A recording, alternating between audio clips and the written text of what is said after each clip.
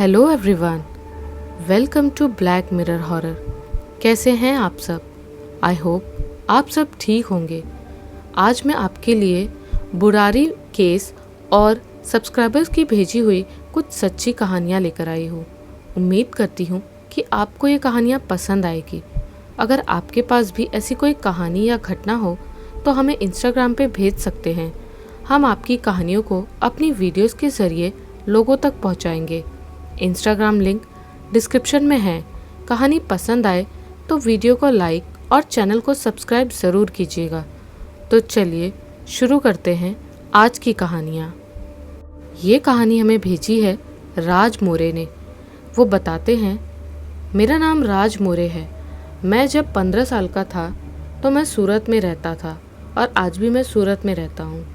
मेरी जब स्कूल की छुट्टियाँ लगी तब मुझे घर पर बैठे बैठे बोरिंग सा लग रहा था, तो मैं उधाना रेलवे स्टेशन पर पैदल पैदल ही घर से निकल गया था। तभी मुझे रेलवे स्टेशन की वो गाड़ियाँ देखना बहुत अच्छा लगता था, बहुत शौक था। जब प्लेटफॉर्म पर पहुँचा तो मैंने एक औरत को देखा।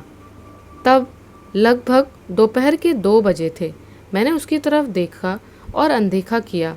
मुझे लगा कि कोई होगा, मुझे क्या करना है, मैं तो यहाँ पर टाइम पास करने आता हूँ। ऐसे भी घर पर बैठे बैठे बोरिंग लग रहा था, इसलिए आया हूँ यहाँ। जब मैंने उसे इग्नोर किया तब तो बहुत दूर खड़ी थी। तब मैं कुछ सेकंड के लिए दूसरी तरफ देख रहा था। न जाने वो कहाँ से पटरी के बीचों बीच खड़ी होकर मुझे ही देख रही थी। खा जाने वाली नज़रों से। उसकी हाइट तकरीबन 9 फीट की होगी और उसकी बड़ी बड़ी लाल आंखें थी। उसके सुई जैसे 2 इंच से भी ज़्यादा बड़े दांत होंगे। जब मैंने ऐसा उसको देखा तो मैं बहुत डर गया और मेरी सिट्टी पिट्टी गुल हो गई। जब मैंने डरते डरते एक आदमी से कहा कि वो देखो, कोई औरत है और वो अजीब ढंग से दिख रही है, लाल लाल आंखें, बड़े बड़े दांत। वो बोले कि कहाँ कोई है भाई, कोई नहीं है वहाँ। पर ज़रा ठीक से देखा। मैंने देखा तो वो वहीं खड़ी थी, मुझे दिखाई दे रही थी, लेकिन उसे नहीं दिखाई दे रही थी। मैं सोच रहा था कि ऐसे कैसे हो सकता है। फिर वो कुछ सेकंड ऐसे ही मुझे घूरती रही, फिर वहाँ से जाने कहाँ गायब हो गई, पता ही नहीं चला। मैंने सोचा कि बला टल गई, मेरी जान में जान आई, लेकिन कहाँ। मैं जब घर जाने के लिए निकला तभी मैं डरा ही हुआ था। जब मैं घर जाने के लिए निकला ही तब मुझे किसी ने आवाज़ लगाई, लेकिन मैंने ध्यान ही नहीं दिया था उसकी आवाज़ पर। उसकी आवाज़ ऐसी थी कि मानो कोई बच्ची, आदमी और घुर्राने की एक साथ आवाज़ आ रही थी। उसने मुझे कहा, कहाँ जा रहे हो, मुझे भी साथ लेके चलो। तब मैंने पीछे मुड़ के देखा तो वही थी। मैं वहीं से तेज़ दौड़ना मैंने चालू किया जब तक मैं घर के इलाके में नहीं पहुंच गया। मेरे घर के इलाके में एक हनुमान जी का मंदिर भी है। वही मंदिर के नाम से मारुति नगर पड़ा हुआ है। मैं बताना भूल गया था कि मेरा घर उधाना स्टेशन से लगभग 3 या 4 किलोमीटर की दूरी पर है। जब मैं मंदिर के पास पहुंचा तो मैंने राहत की सांस ली। मैं लगभग 30 मिनट से भी ज़्यादा मंदिर में रुका हुआ था। मैं भागते भागते ज़्यादा हाँफ रहा था। थकान के कारण मैं वहीं नीचे बैठा था। मैंने सारी थकान मिट जाने के बाद वहीं से घर चला गया। तभी से मैं आज भी डरता हूँ इस डरावनी और दिल दहला देने वाली घटना से। जब भी मैं इसके बारे में सोचता हूँ तो मेरी रूह तक कांप जाती है। दोस्तों, हमारी ये जो कहानी है ये बाकी कहानियों से काफ़ी अलग है, क्योंकि आज मैं जिस घटना के बारे में आपको बताने वाली हूँ वो दिल्ली के बुराड़ी नामक जगह पे घटित हुई है। एक जॉइंट फैमिली जिसमें 11 सदस्य थे, उन सब ने एक साथ 1 जुलाई को सुसाइड कर लिया। 10 लोगों ने तो खुद को फांसी लगाई थी और एक इंसान को स्ट्रैंगल करके मारा गया था। इस वीडियो में मैं आपको बुराड़ी केस की डिटेल में जानकारी दूंगी ताकि आप सब भी ये समझ सके कि आखिर क्यों इन लोगों ने एक साथ अपनी जान ले ली। राजस्थान के नारायण कौर का संयुक्त परिवार पिछले 20 वर्षों से दिल्ली में बुराड़ी के संत नगर इलाके में रहता था। इनमें बड़े भाई की किराने की दुकान जबकि छोटे भाई के प्लाईवुड का बिजनेस था। 1 जुलाई 2018 को इस परिवार के 11 लोग ने सामूहिक आत्महत्या कर ली थी, जिसमें से 10 लोगों की लाश तो घर के पहले मंजिल पर लटकी मिली। वहीं एक 77 वर्षीय महिला की लाश पास के एक कमरे में मिली। कुछ लाशों के चेहरे ढके हुए और हाथ बंधे हुए थे, जिनमें 2 नाबालिगों को मिलाकर 7 महिलाएं और 4 पुरुष थे। पुलिस को शुरू से ही इस केस में मर्डर का शक था। इस कारण क्राइम ब्रांच को इन्वेस्टिगेशन की जिम्मेदारी दी गई। 17 जून को नारायणी के पोते की सगाई के लिए पूरा परिवार इकट्ठा हुआ था। 30 जून को रात को 8 बजे भवनेश ने प्लाईवुड की दुकान बंद की और घर पहुंचा। 10 बजे दूसरा लड़का ललित भी अपनी दुकान बंद करके घर पहुंचा। 11 बजे ललित ने अपनी बहन सुजाता को कॉल किया। 30 जून की रात को घर के बच्चे और कुछ बड़े मिलकर काले स्टूल खरीद कर लाए थे, जो कि सीसीटीवी में दिखा था, और इन्हीं का उपयोग आत्महत्या में किया गया।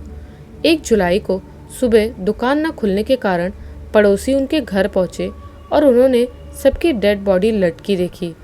7:30 बजे पुलिस को फ़ोन आया और टीम जगह पर पहुंची, जिसमें इंस्पेक्टर और एसपी थे। 1 बजे शवों को पोस्टमार्टम के लिए भेजा गया। परिवार से संबंध रखने वाले लोगों ने पुलिस के दावे का खंडन किया और उनके अनुसार परिवार शिक्षित था। उन्होंने कुछ समय पहले ही अपने घर को रिनोवेट करवाया था। उन्होंने कोई लोन तक नहीं लिया था, मतलब वो किसी भी आर्थिक समस्या या दबाव से नहीं गुजर रहे थे। इस कारण उनके आत्महत्या करने का तो कोई कारण ही नहीं बनता। उनकी हत्या हुई है। उनका ये भी कहना था कि यदि ये आत्महत्या होती तो उनका चेहरा ढका हुआ नहीं होता। पड़ोसियों ने ये भी बताया कि दोनों भाइयों में दोस्ताना व्यवहार था, वो कभी आत्महत्या नहीं कर सकते। एक अन्य पड़ोसी ने मीडिया को बताया कि ये परिवार संतुष्ट और खुश था, उन्हें कोई आर्थिक समस्या नहीं थी। बच्चों की स्कूल फीस की भी उन्हें कोई समस्या नहीं थी। अब तक उनका किसी से भी कोई झगड़ा नहीं हुआ था। पुलिस को एक हाथ से लिखा हुआ पत्र मिला था, जिसके अनुसार ये धार्मिक या किसी आत्मा के बुलाए पर किया गया था।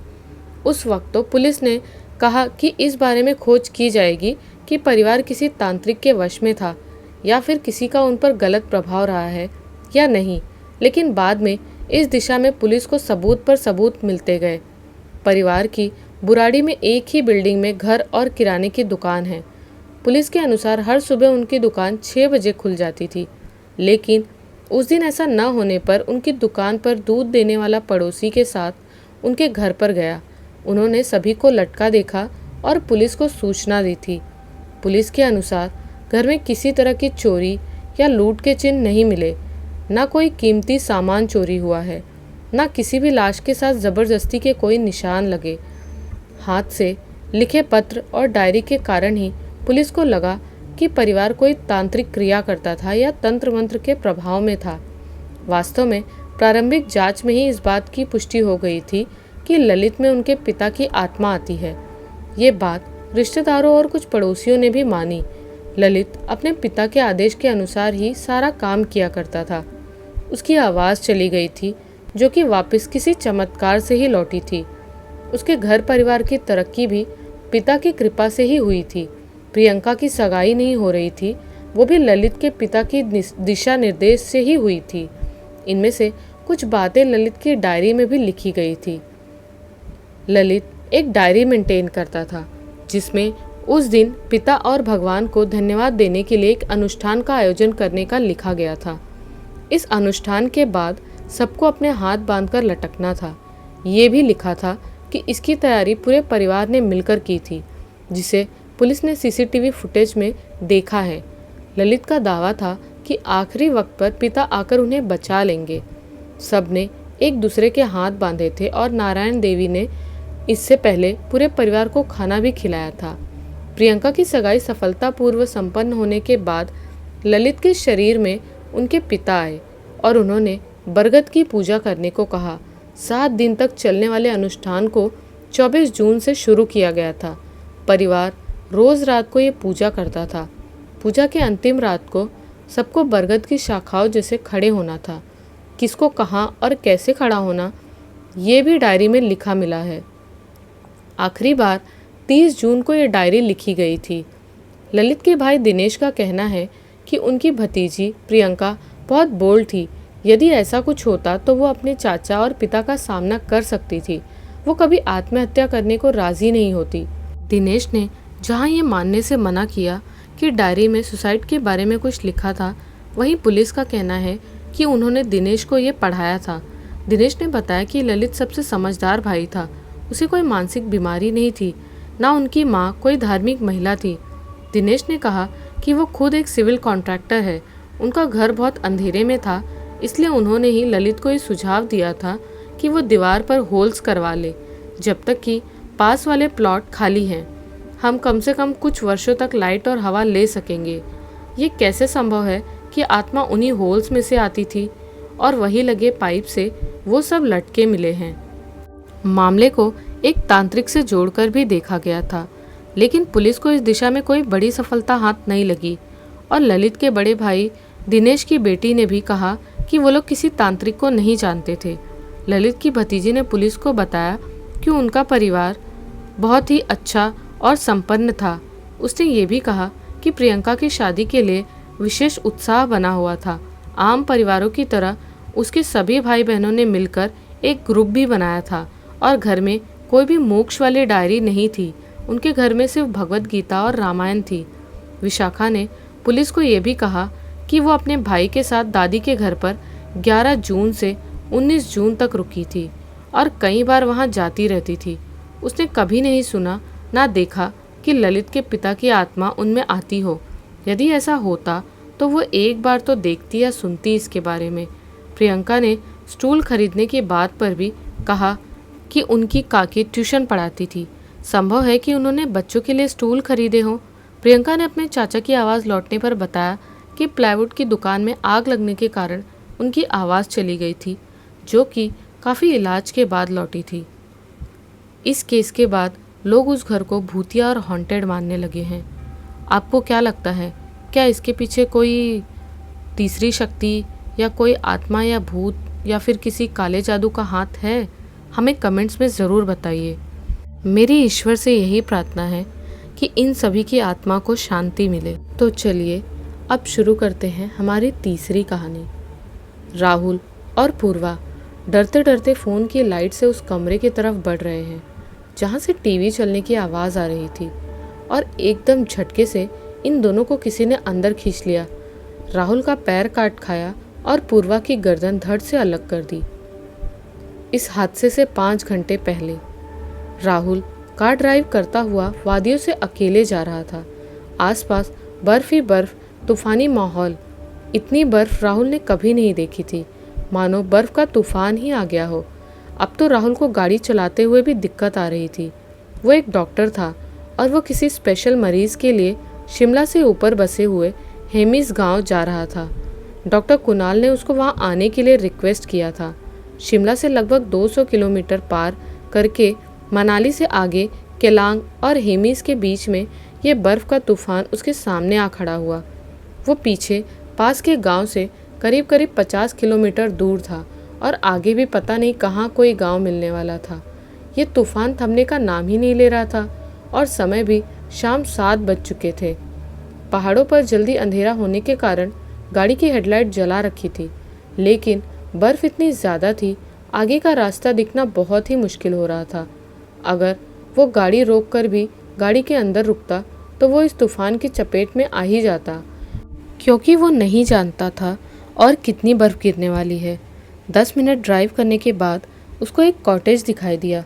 उसने कॉटेज के बाहर 2 गाड़ी खड़ी हुई देखी तो रात रुकने के लिए प्लान करके उसने भी अपनी गाड़ी वहीं पार्क कर दी। चलो देखते हैं, कोई ना कोई तो अंदर मिल ही जाएगा। वो जैसे ही कॉटेज के अंदर गया, वहाँ 2 गैलरी बनी हुई थी। एक रास्ता जिधर हल्का सा प्रकाश हो रहा था वहाँ जा रहा था और दूसरा रास्ता अंदर कहीं दूसरी तरफ जा रहा था। राहुल लाइट की तरफ चल दिया और अंदर जाकर देखा तो वहाँ पर 4 लोग डाइनिंग टेबल पर बैठे थे और सब उसको देखकर हंस पड़े। वेलकम शिखा, हाय, तुम भी यहाँ हमारी तरफ भटकते हुए पहुँच गए। आओ बैठो, ज्वाइन करो। वैसे भी घर बहुत बड़ा है और अब हम 5, शायद कोई और भी आ जाए। हर्ष, हाँ, अब यहीं रात गुजारनी पड़ेगी।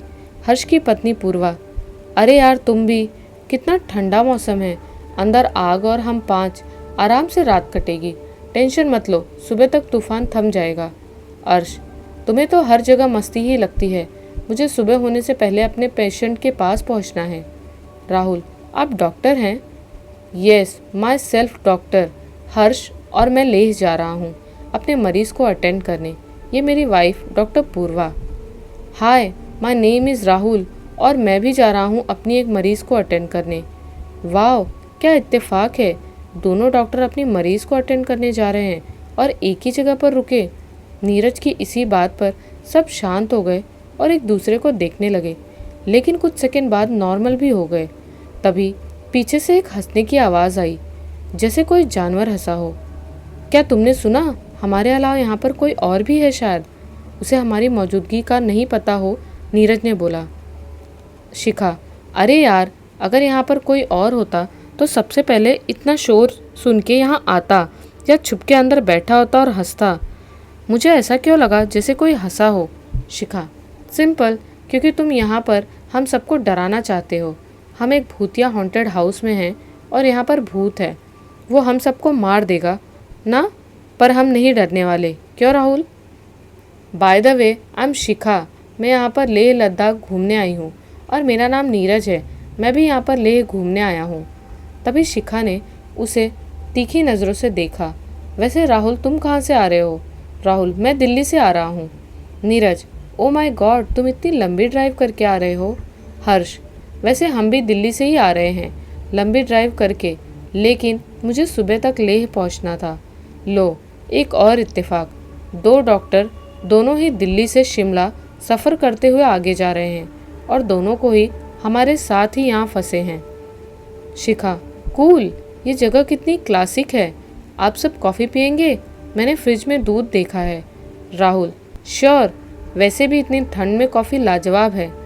ओके, मैं कॉफ़ी बनाती हूँ, ये लीजिए 5 कप कॉफ़ी। सबने उसकी तारीफ़ की। तुम कॉफ़ी तो बहुत अच्छी बनाती हो। पूर्वा, अरे यार, यहाँ पर नेटवर्क भी नहीं है, ज़रा मैं देख कर आती हूँ। फिर वो वहाँ से चली गई। तभी पूर्वा के बहुत तेज़ चीखने की आवाज़ आई। नीरज, हर्ष और राहुल पूर्वा की आवाज़ की तरफ भागे, जो कॉटेज के बाहर से आ रही थी। शिखा मन ही मन में बोली, इसको बर्फ़ में जाना ज़रूरी था, लेकिन बाहर पूर्वा नहीं थी। सब उसे आवाज़ देने लगे, इधर उधर ढूंढने लगे। तभी पूर्वा अंदर से आई और उसने पीछे से आवाज़ दी, क्या कर रहे हो तुम सब यहाँ? सब उसकी साइड मुड़े। हर्ष, तुम पागल हो, इतनी तेज़ क्यों चिल्लाई? पूर्वा, मेरा दिमाग ख़राब लगता है तुम्हें जो मैं चिल्लाऊंगी? हाँ, तुम चिल्लाई, भला मैं क्यों चिल्लाऊंगी? नीरज, अरे यार, हमने भी तुम्हारी आवाज़ सुनी। क्यों राहुल, तुम कह रहे हो ना? शिखा, कहीं ये जगह हॉन्टेड तो नहीं? हर्ष, तुम सबका दिमाग ख़राब हो गया है। मैं सही कह रही हूँ यार, मैं यहाँ पर तुम सबसे पहले आई थी और मैंने यहाँ पर कुछ पोस्ट कार्ड देखे जो 1996 के थे। तब से अब तक उन चिट्ठियों को किसी ने नहीं खोला, वो अभी भी बंद है। राहुल, मतलब यहाँ बरसों से कोई नहीं आया? शिखा, हो सकता है यहाँ पर कोई भूत हो।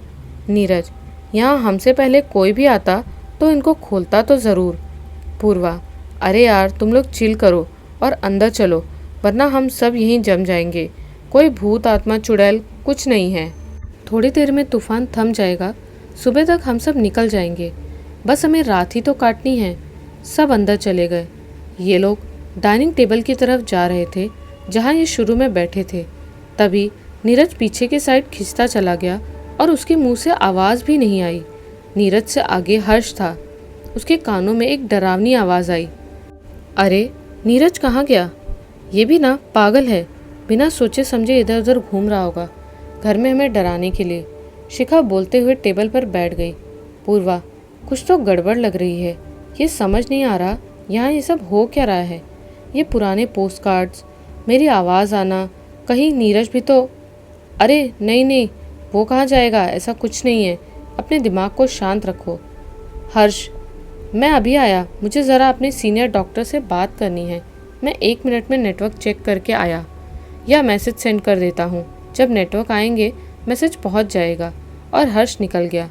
हर्ष के मन में ये था कि एक बार चेक किया जाए, मेरे कान में जो आवाज़ आई थी, क्या उसके पीछे नीरज का गायब होना था या नीरज उसे डरा रहा था। शिखा, सुनो, मुझे यहाँ पर कुछ बॉल्स भी मिली हैं। शायद कोई बॉल से क्रिकेट खेलता हो, लेकिन बैट नहीं था। पूर्वा, क्या मजाक कर रही हो? मुझे लगता है किसी परिवार का घर होगा और उनका बच्चा यहाँ पर खेलता होगा। शिखा, तुम सब इतना क्यों सोच रहे हो? बस रात काटो और सुबह निकलना है।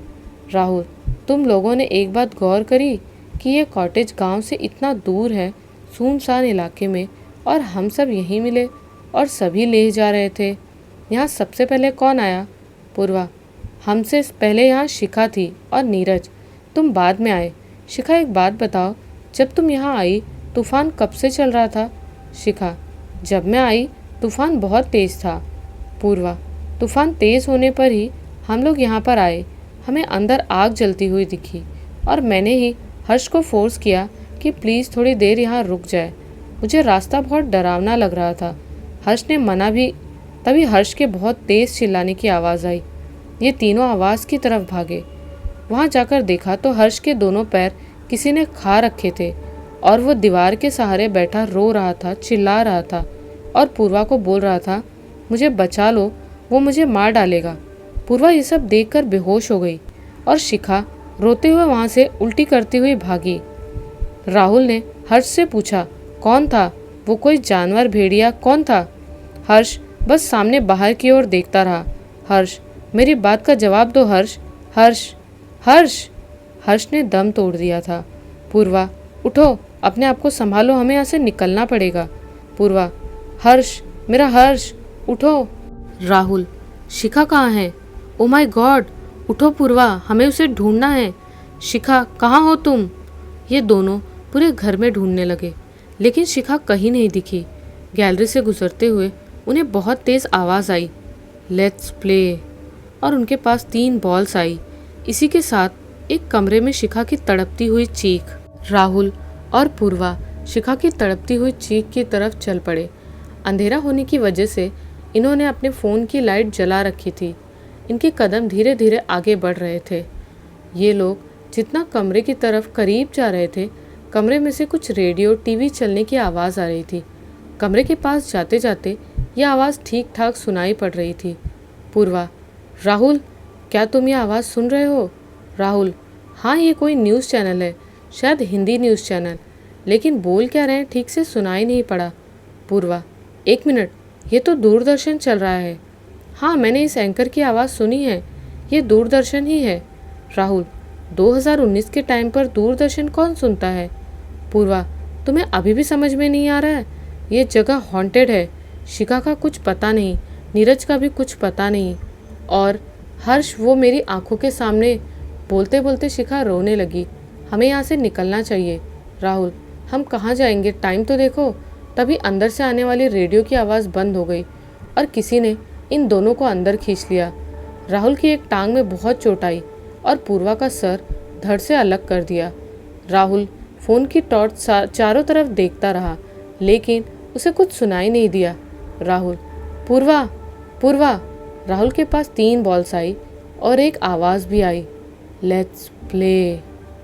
राहुल के पैर में चोट की वजह से वो ज़मीन के सहारे ही चल सकता था। ज़मीन के बल खिसकता हुआ वो उस रूम से बाहर आया और खिसकता हुआ ही बाहर जाने लगा।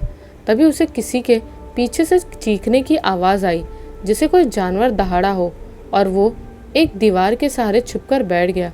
उसकी सांसें ऐसे चल रही थी जैसे उखड़ने ही वाली हो।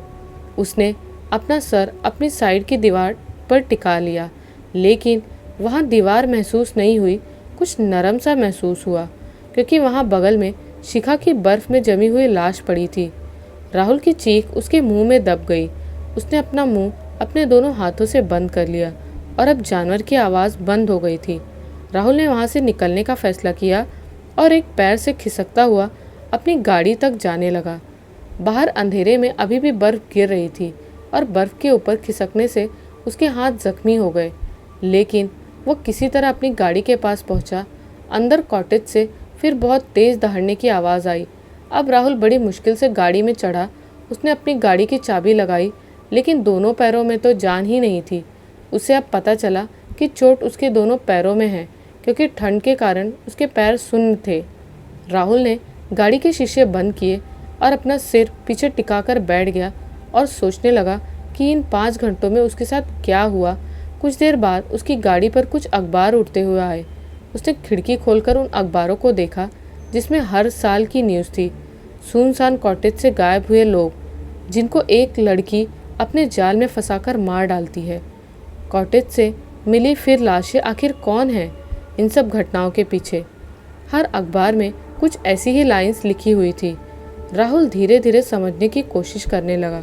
अगर ये कॉटेज सुनसान है, कॉफ़ी बनाने के लिए दूध कैसे आया? और वो इतनी पुरानी पोस्ट। राहुल खुद से ही बातें करने लगा। जब मैं यहाँ आया था तो यहाँ 2 ही कार थी, एक हर्ष और पूर्वा की। नीरज और शिखा एक दूसरे को नहीं जानते, तो इनमें से पैदल कौन आ सकता है? धीरे धीरे उसकी समझ में सारी कहानी आ गई। अखबार में लिखा है एक लड़की लोगों का खून करती है।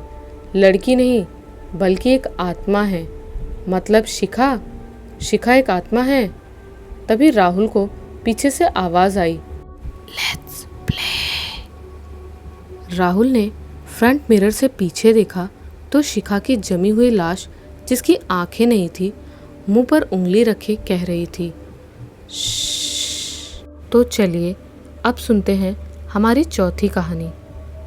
अविनाश की पोस्टिंग जिस जगह हुई थी उस जगह का नाम उसने पहली बार सुना था, लेकिन जाना तो होगा ही। नेट पर रिसर्च करने पर सुदूर ठेठ देहात में कोई गांव है जहां अविनाश को जाना है। दिल्ली पठानकोट हाईवे से 5 किलोमीटर पूर्व की तरफ एक गांव है जिसका नाम है गिरवा। इस नाम के पीछे भी एक छोटी सी कहानी है। आज जहां गिरवा आबाद है उससे आधा किलोमीटर दक्षिण पश्चिम की तरफ अच्छी खासी बस्ती आबाद थी। ये पार्टीशन से पहले यानी बंटवारे से पहले की बात है, लेकिन विभाजन के समय बस्ती खाली हो गई। कुछ लोग कहते हैं कि बस्ती को दूसरे धर्म वालों ने खाली करवाया था। कुछ कहते हैं कि यहाँ के बाशिंदों ने अपनी मर्जी से बस्ती खाली कर दी और वो अन्यत्र चले गए। लेकिन वास्तविकता तो ये है कि बस्ती में कुछ अनहोनी घटना हुई थी। कुछ लोग तो उस अनहोनी घटना का शिकार हो गए और बाकी जो बचे वो अपनी जान बचाकर कहीं चले गए। कुछ भी हो, पार्टीशन के बाद पाकिस्तान से आए लगभग 40 परिवारों को इस बस्ती को खेती योग्य ज़मीन सहित अलॉट कर दिया गया। बस्ती तो लगभग खंडहर थी। लोगों का साहस नहीं हुआ बस्ती में जाने का। जाए भी कैसे? बस्ती में से दिन में ही अजीब सी आवाज़ें आती थी। कभी किसी के चीत्कार की आवाज़, कभी लड़ाई जैसे शोरगुल की आवाज़। इस भय के कारण ही उन शरणार्थी परिवारों ने पास के गांव में झुझरा में अनुनय विनय करके खाली पड़ी ज़मीन पर कुछ दिन के लिए अस्थायी बसेरा कर लिया। इसी दौरान एक साधु श्री राजगिरी महाराज अपने शिष्यों के साथ इस भुताह बस्ती के पास से गुजरे तो उन्हें महसूस हुआ कि कुछ तो पराशक्तियाँ यहाँ निवास करती हैं। जब साधु महाराज अगले गांव में पहुँचे तो गांव के बाहर साथ लगते ही उन शरणार्थी परिवारों के अस्थायी घरों के पास ही ठहरना हुआ। उन लोगों ने साधु बाबा से प्रार्थना की उस बस्ती को शाप मुक्त करने की। बाबा जी हृदय द्रवित हो गए और वो बाबा जी उसी रात को अकेले ही भुताह बस्ती में प्रवेश कर गए। कई प्रकार की भयानक ध्वनियों की तरफ ध्यान दिए बिना साधु महाराज गलियों में खड़े झाड़ झंखाड़ को पार करते हुए कुछ ही देर में लगभग बस्ती के मध्य पहुंच गए। बाबा ने कुछ ही देर में पराशक्तियों से संवाद स्थापित कर लिया। कुछ मौन संभाषण के बाद बाबा जी वापस झुझरा गांव की ओर चल दिए। सभी लोग अलाव जलाए बाबा जी का ही इंतज़ार कर रहे थे। बाबा जी ने उन सभी लोगों को कहा, अब तुम निश्चिंत होकर सो जाओ, सुबह बात करेंगे। सभी लोग अपने अपने आशियानों में चले गए। अगली सुबह साधु और उनके शिष्यों ने स्नान किया और फिर प्रभु भजन और ध्यान में बैठ गए। लगभग घंटा भर बाद सभी ग्रामीण साधुओं के लिए नाश्ता लेकर आ गए। सभी ने नाश्ता किया। फिर साधु श्री राजगिरी महाराज ने कहा, खंडहर बस्ती से घबराने की कोई आवश्यकता नहीं है। ये अजीब सी आवाज़ें तो लगभग 100 साल बाद अपने आप बंद होंगी। तुम सब लोग खंडहर से 300-400 गज उत्तर पूर्व की तरफ अपनी बस्ती बसा सकते हो। खंडहर की तरफ या खंडहर में आपका कोई पशु या नादान बच्चा इत्यादि चला जाए तो प्रभु श्री राम जी का नाम लेकर शुद्ध मन से बस्ती में चले जाना और अपना पशु वगैरह लेकर लौट आना। तुम्हारा कोई अहित नहीं होगा। इतना कहकर साधु महाराज और उनके शिष्यों ने विदा ली। ग्रामीणों ने बहुत अनुनय विनय की, महाराज आप यहीं निवास कीजिए, हम आपके लिए भी अलग से एक कुटिया बना देंगे। चलते चलते साधु महाराज ने कहा, भक्तों, पानी बहता शुद्ध रहता है और जोगी रमता शुद्ध रहता है। फिर सब लोगों ने बाबा के बताए स्थान पर अपनी अपनी हैसियत अनुसार कच्ची पक्की झोपड़ी बना ली और अपने इस गांव का नाम बाबा जी के नाम पर रखा, गिरी वाला गांव। कालांतर में गिरी वाला गांव का नाम गिरवा पड़ गया। इस गिरवा गांव की छोटी सी डिस्पेंसरी या चिकित्सालय में अविनाश की बतौर डॉक्टर नियुक्ति हुई है। अविनाश अपना डॉक्टरी बैग लेकर दिल्ली से रवाना हुआ। लगभग शाम के 7 बजे वो बस से उतरा तो उसने हाईवे से पूर्व की तरफ जाती एक सड़क दिखाई दी। बस कंडक्टर ने भी यही बताया कि आपको कोई 4-5 किलोमीटर पैदल चलने पर गिरवा गांव मिलेगा। हो सकता है कि प्राइवेट साधन भी मिल जाए, अन्यथा पैदल ही जाना पड़ेगा। अविनाश बिना किसी का इंतज़ार किए पैदल ही गिरवा गांव की ओर चल पड़ा। अंधेरा घिर आने के कारण उसने अपने कदमों की रफ्तार बढ़ा दी। लगभग पौने घंटे के बाद उसने बस्ती से थोड़ा पहले 2 देहाती पुरुष, एक बच्चा और एक लड़की मिले। उन सभी ने उसको राम राम जी कहा और पूछा, आप कहाँ से आए हो? यहाँ के तो लगते नहीं। तब अविनाश ने कहा, मैं डॉक्टर हूँ और सरकार ने मेरी इस गांव में ड्यूटी लगाई है। इतना सुनकर एक ग्रामीण ने अविनाश के हाथ से डॉक्टर के हाथ से आग्रहपूर्वक थैला लिया और उस नवयुवती को पकड़ा दिया और कहा, संभाल कर रखना, इसमें दवा वगैरह होगी। बस्ती के नज़दीक जाकर एक घर में डॉक्टर को छोड़कर वो सभी अपने अपने घरों की तरफ चल दिए। अंदर आते ही डॉक्टर ने टॉर्च जलाकर देखा तो घर तो क्या था, सिर्फ एक हॉल नुमा बड़ा कमरा था जिसका एक दरवाज़ा सामने सड़क पर खुलता था और दूसरा दरवाज़ा बाईं ओर एक गली में खुलता था। कमरे में एक पलंग, एक अलमारी, एक कुर्सी और एक मेज़ थी। मेज़ पर एक लैंप रखा था। डॉक्टर ने लैंप जलाया और कमरे का जायज़ा लिया। कोने में एक तिपाई रखी हुई थी। थोड़ी देर बाद वही लड़की पानी की घड़वी और गिलास लेकर उस घर में प्रविष्ट हुई। उसके आते ही पानी झजरी तिपाई पर रख दी और उसके ऊपर गिलास रखते हुए बोली, आपको रात में प्यास लग सकती है। उस लड़की की बात सुनकर डॉक्टर ने कहा, अब रात ज़्यादा हो गई है, अब तुम घर चली जाओ। लड़की ने कहा, मेरा घर पास में ही है, आपके सोने के बाद मैं चली जाऊंगी। डॉक्टर पलंग पर लेट गया तो लड़की ने पूछा, आप थक गए होंगे, क्या मैं आपके पाँव दबा दूं? ये सुनकर डॉक्टर ने कहा, नहीं, मुझे इसकी इच्छा नहीं है, मैं सो रहा हूँ, तुम अपने घर चली जाना और जाते जाते दरवाज़ा बंद कर देना और लैम्प बंद कर देना। लड़की ने कहा, ठीक है, आप सो जाओ, मैं चली जाऊंगी आपके सोने के बाद। इतना कहकर लड़की कुर्सी पर बैठ गई। डॉक्टर को लेटते ही नींद आ गई। सुबह सूरज निकलने के बाद कुछ आदमियों की आवाज़ सुनते हुए डॉक्टर की नींद खुली। आदमी कह रहे थे, कोई भला आदमी है इसलिए बच गया। अविनाश ने इधर उधर नज़र दौड़ाई तो उसने देखा कि उसके ऊपर 4-5 आदमी झुके हुए हैं और उसे उठाने की कोशिश कर रहे हैं। डॉक्टर को कुछ भी समझ नहीं आ रहा था। न वहाँ मकान था न लड़की थी। उसने अपने आप को खंडहर और सड़क के बीच खड़े पाया। 2 आदमियों के सहारे वे आदमी उसे अपने गांव गिरवा लेकर आ गए। डॉक्टर अब भी कुछ समझ नहीं पा रहा था। उन आदमियों ने गिरवा गांव के छोटे से चिकित्सालय के बाहर पेड़ के नीचे एक चारपाई पर डॉक्टर को बिठा दिया और पीने के लिए पानी दिया। पानी पीकर डॉक्टर को कुछ कुछ होश सा आ गया और रात का सारा वाकया उसकी आंखों के सामने गुजर गया। डॉक्टर ने पूछा, मेरा बैग कहाँ है? तभी एक ग्रामीण ने उनका बैग उनके पास रख दिया। डॉक्टर ने उनसे पूछा, ये गांव कौन सा है? ग्रामीणों ने कहा, ये हमारा गांव गिरवा है। डॉक्टर ने उनसे पूछा, फिर जहाँ से तुम मुझे लेकर आए हो वो क्या था? ग्रामीणों ने कहा, वो तो खंडहर है डॉक्टर साहब, पास में ही है, धीरे धीरे सब समझ जाओगे। तो चलिए अब सुनते हैं हमारी आज की 5वीं और आखिरी कहानी। गर्मी का मौसम था। 10वीं की परीक्षा दिलाकर मैं अपनी बुआ के घर आया हुआ था। बुआ की नई शादी थी और उनका ससुराल परिवार मेरे लिए भी अनजाना सा था। परिवार में उनके 2 देवर जो मुझसे उम्र में कुछ बड़े थे, पर हम उम्र जैसी दोस्ती हो गई थी। सारा दिन हम लोग तालाब किनारे पीपल के छांव में खेलते और दिन में 5 से ज़्यादा बार तालाब में नहाते। उनके घर बहुत सारी भैंसें थी जिसे धोने के बहाने हम तालाब में ही डटे रहते। गांव में और हम उम्र लड़कों से मेरी दोस्ती हो गई थी। तब वीडियो कॉल का ज़माना नहीं हुआ करता था। हम सभी किसी एक के घर, जहाँ कोई हॉल नुमा कमरा होता, वहाँ वीसीआर पे पिक्चरें देखा करते। हमारी दिनचर्या सुबह आम के पेड़ों से आम तोड़कर खाने से लेकर दोपहरी तालाब में बिताते हुए साय से रात तक फिल्में देखने में बीतता था। तब मेरी उम्र कोई 17 पार कर आगे बढ़ रही थी। मन में फिल्मों को लेकर बड़ा उत्साह होता। खुद को किसी फिल्मी हीरो से कम नहीं समझता और सपनों में खुद की भी प्रेम कहानियाँ गढ़ा करता। तब मिथुन की फिल्मों का दौर था। अक्षय और अजय देवगन के साथ कुछ और नए हीरो सिनेमा की शान बढ़ा रहे थे। उन दिनों सुनील शेट्टी की बलवान और उसी तरह की कई मार धाड़ वाली फिल्मों से प्रेरणा लेकर हम में से कुछ दोस्त सुबह की दौड़ और वर्जिश की शुरुआत भी कर चुके थे। रात में खाने की चौपाल पर बुआ के ससुर जी हमें कहानियाँ भी सुनाते। वे उन्हें सच्ची घटना बताते। भरा पूरा परिवार था। सभी लोग एक साथ खाने पर होते थे।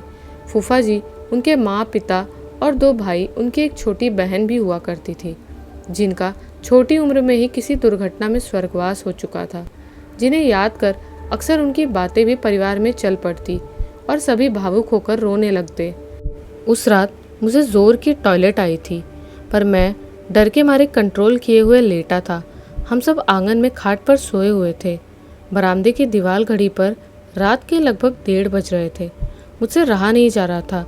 मैं हिम्मत कर बिस्तर से उठा तो ज़रूर, पर आंगन से उठकर बाड़ी की ओर जाने में मेरी घिघी बंध गई। आसपास के बिस्तरों में सोए लोगों को देखा जो गहरी नींद में थे। जैसे तैसे मैं खाट से उठकर बाड़ी की ओर निकला और बाथरूम में जा बैठा। मेरे हाथ पांव कांप रहे थे। मारे डर के धड़कन 100 की रफ्तार से धड़धड़ा रही थी। पेट के नीचे हल्का लगने पर जान में जान आई। मैं आंगन की ओर जाने के लिए पलटा ही था कि सामने गहरे काले रंग के किसी चीज़ ने मुझे डरा दिया और मैं घबरा गया। बड़ी बड़ी आंखें, बड़े कान, आंखों में जैसे लाइट लगी हो। मेरे मुंह से स्वर नहीं फूट रहे थे। मन तो ज़ोर ज़ोर से चिल्लाने का हो रहा था, पर जैसे मैं निश्चेत सा हो गया था। बुआ के ससुर जी ने जो कहानी बताई थी वही बार बार मन में चल रही थी कि उनके घर में मसान का डेरा है जो उनकी भैंसों की देखभाल करता है। अचानक कान हिला और मुझे समझ में आया, अरे ये तो भैंस का बछड़ा है। मैं भी क्या डरपोक इंसान हूँ। मुझे खुद पर गुस्सा आया और जैसे मुझसे बड़ा तब कोई ताकतवर न हो। जैसे बछड़े को सहलाकर मैं वापस बिस्तर पे लेट गया। रात की घटना मैंने बुआ को सुबह नाश्ता करते वक्त बताया। पास ही बुआ की सासू माँ भी बैठी थी जो मुझसे बहुत स्नेह करती थी। उन्होंने पूरी बात सुनकर जो कहा मैं सुनकर डर गया। उन्होंने बताया कि उनके घर में अभी किसी भैंस ने बछड़ा नहीं दिया है। फिर मैं किस बछड़े की बात कर रहा हूँ? उनके सवाल ने मुझे सोचने पर मजबूर कर दिया था। क्या सच में मैंने रात में मसान को देखा था? तभी बुआ के छोटे देवर बिल्लू ने आवाज़ लगाई, चलो जल्दी, आज तालाब में मतावर है, यानी कि तालाब में मछली पकड़ना है। मुझे मछली पकड़ना बहुत भाता था। मैं झट से उनके साथ निकल गया। रास्ते में मैंने उनसे पूछा, क्या आपकी किसी भी भैंस ने अभी बच्चा नहीं दिया? दरअसल वही सारी भैंसों का ध्यान रखते, तो मुझे लगा उनको ज़्यादा पता होगा। पर यहाँ भी वही जवाब, अभी किसी भैंस ने बच्चा नहीं जना है। मेरी हालत और पतली हो गई। मैंने उन्हें भी रात वाली घटना बताई। उन्होंने मेरी हंसी उड़ाते हुए और डरा दिया कि वो सच में मसान ही था जो रात में घूमता रहता है। साथ वाले कई दोस्तों ने भी उनकी बातों में हामी भरी और उनके घर में मसान होने की कहानी पर पुष्टि चिन्ह अंकित कर दिए। हम सभी दिन भर तालाब में मछली पकड़ते रहे और मैं वो बात भी भूल गया। हम घर वापस लौटे तो देखते हैं घर पर और बहुत से मेहमान आए हुए हैं। वहीं पास ही बुआ के काका ससुर का घर था जहाँ कोई कार्यक्रम आयोजित होना था, जिसमें शामिल होने उनके सगे संबंधी पहुँचे हुए थे। वो उम्र ऐसी थी कि किसी अनजाने से बात करने में लाज आती। रिश्तेदारों में बहुत सी लड़कियां भी आई हुई थी, जिनमें कुछ मेरे हम उम्र की थी, पर मुझे उनसे परिचय करने में शर्म आ रही थी। बुआ के देवर ने सबसे परिचय कराया। मैंने भी शर्माते हुए उन्हें अपना नाम बताया और वहाँ से भाग निकला। मुझे शुरू से ही लड़कियों से दोस्ती अच्छी नहीं लगी। शायद इसका कारण ये भी रहा कि मैं घर में अकेला संतान था। मेरे आगे पीछे कोई भाई बहन न थे। दोपहर खाने में सभी लोग इकट्ठे हुए। एक लड़की ने मुझे थाली परोसा, फिर गिलास भर पानी लाई, हाथ भी धुलवाया। मुझे अटपटा लगा, यार ये क्या कर रही है। मुझे शर्म आने लगी, कहीं कोई कुछ गलत ना समझे।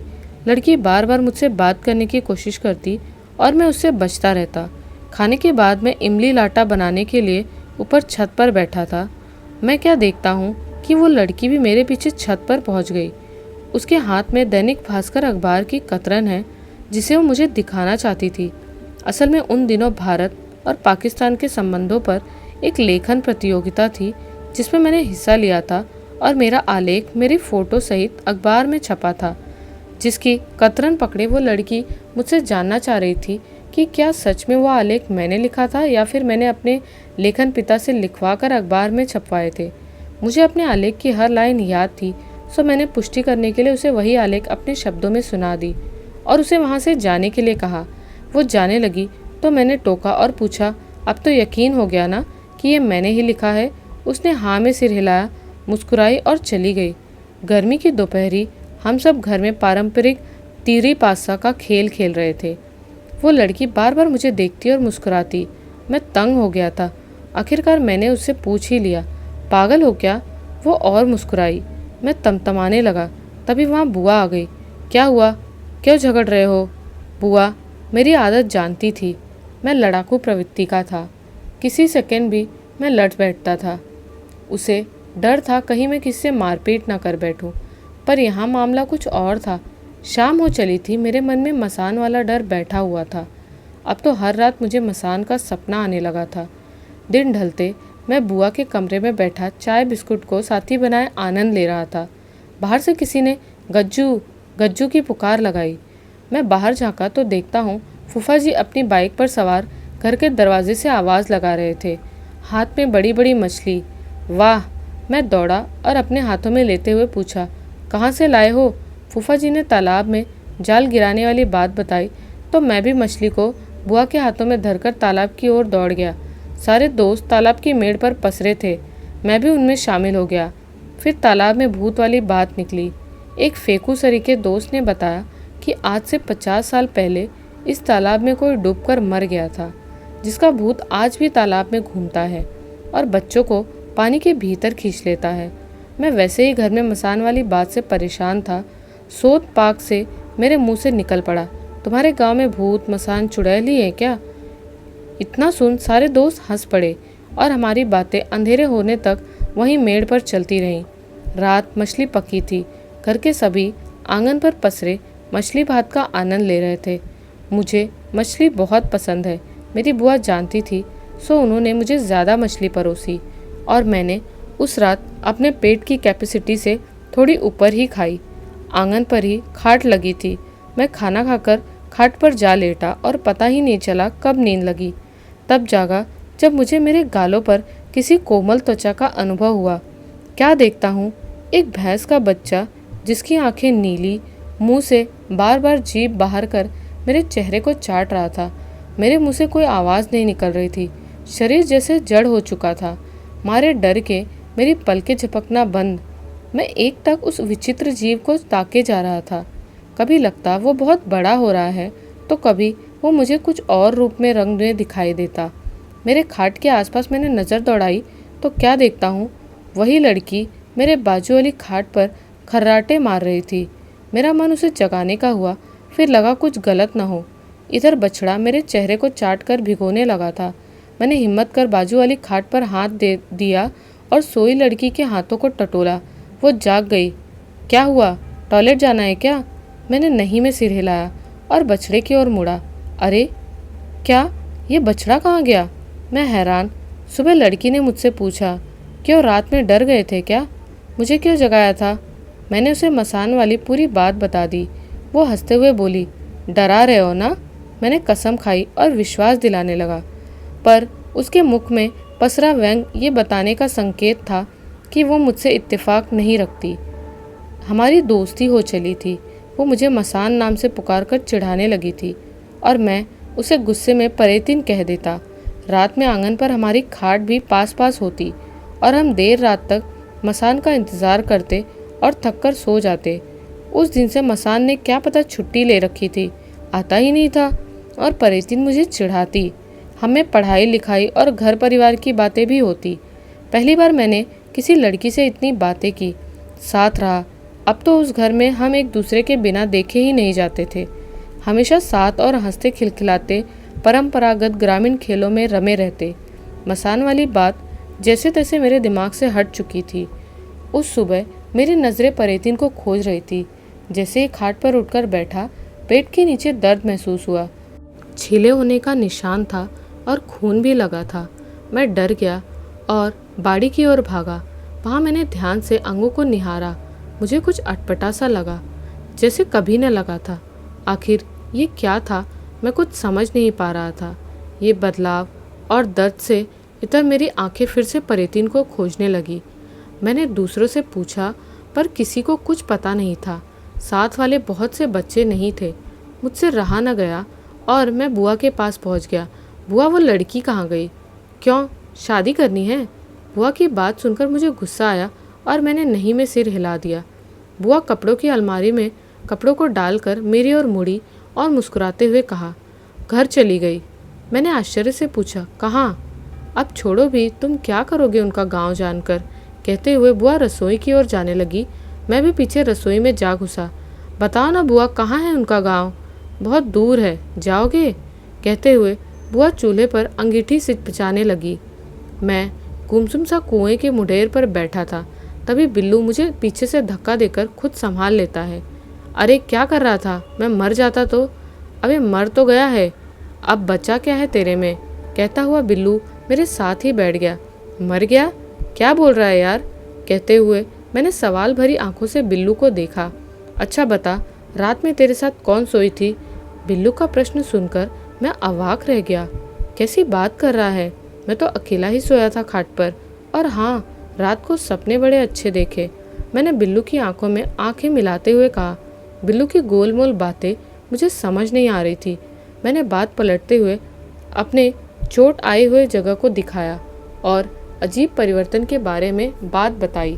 तू इतने दिनों से जिस लड़की से बात कर रहा था, वो सच में एक परेतीन थी और इस बात से तू डर ना जाए, इसीलिए बुआ ने तुझे ये बात की सच्चाई नहीं बताई।